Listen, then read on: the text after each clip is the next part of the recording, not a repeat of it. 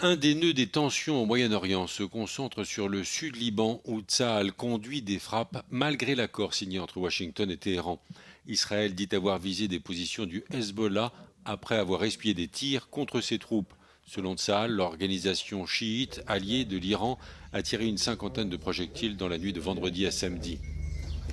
Selon la défense civile, une organisation indépendante libanaise, les frappes israéliennes ont fait au moins 16 morts dans la région de Nabatieh. D'autres bilans évoquent 24 personnes tuées. Ces affrontements interviennent 48 heures après la signature d'un accord entre l'Iran et les États-Unis. Téhéran dénonce ce qu'il appelle une violation des engagements par l'ennemi et annonce en représailles fermer à nouveau le détroit d'Ormuz. L'Iran considère le théâtre libanais comme une partie intégrante du conflit avec les États-Unis. De son côté, le Hezbollah avait entraîné le Liban dans la guerre en mars dernier en tirant des roquettes sur Israël pour venger la mort du guide suprême iranien.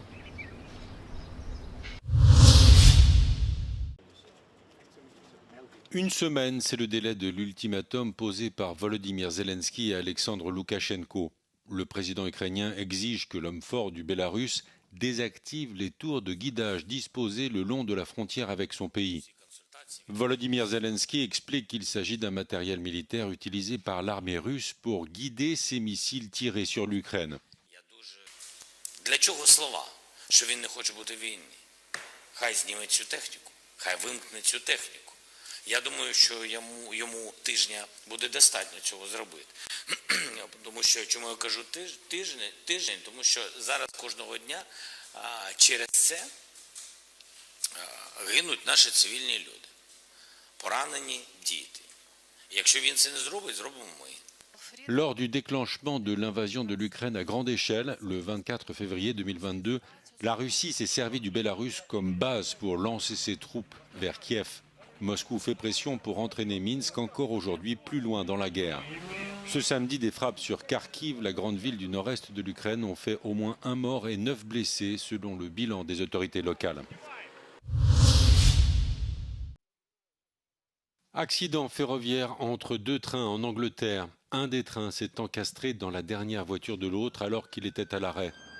Le conducteur a été tué et 28 personnes blessées, dont 9 sont dans un état grave. Le drame a eu lieu vendredi en fin de journée au sud de Bedford, une ville à environ 90 km au nord de Londres. At around 5:15 last night, we were called to reports of a collision between 2 East Midlands trains close to Elstow, Bedford. Tragically, the driver of one of the trains died in the collision. His family have been informed and our deepest condolences are with them, his friends and his colleagues at East Midlands Railway. Les passagers racontent des scènes de panique, avoir entendu un grand boom, puis des cris et vu des gens qui ne pouvaient plus bouger. The seats were all over the place. There were people with bloodied faces, broken bones. People were screaming and crying. There was chaos in the train. Le ministre des Transports indique qu'il est encore trop tôt pour connaître les causes de l'accident, mais assure que les trains britanniques sont parmi les plus sûrs du monde. L'état d'exception déclaré en Bolivie par le président de centre-droit Rodrigo Paz, qui dénonce une tentative de coup d'État menée par le narcoterrorisme. La décision intervient après 6 semaines de protestations et de blocages routiers. Un accord venait pourtant d'être signé avec le principal syndicat du pays, la Centrale ouvrière bolivienne, qui avait annoncé la levée des mesures de pression visant à obtenir la démission du président. Au terme de l'accord, le gouvernement s'engage à ne pas privatiser les entreprises publiques. Plusieurs organisations syndicales maintiennent de leur côté leur mouvement de protestation. C'est le cas notamment des cultivateurs de coca du Chapar, le fief de l'ancien président Evo Morales. Une cinquantaine de barrages restent en place, c'est 2 fois moins qu'au plus fort du mouvement. Les barrages routiers à travers le pays ont entraîné des pénuries de nourriture, de médicaments et de carburant dans plusieurs villes, comme à La Paz.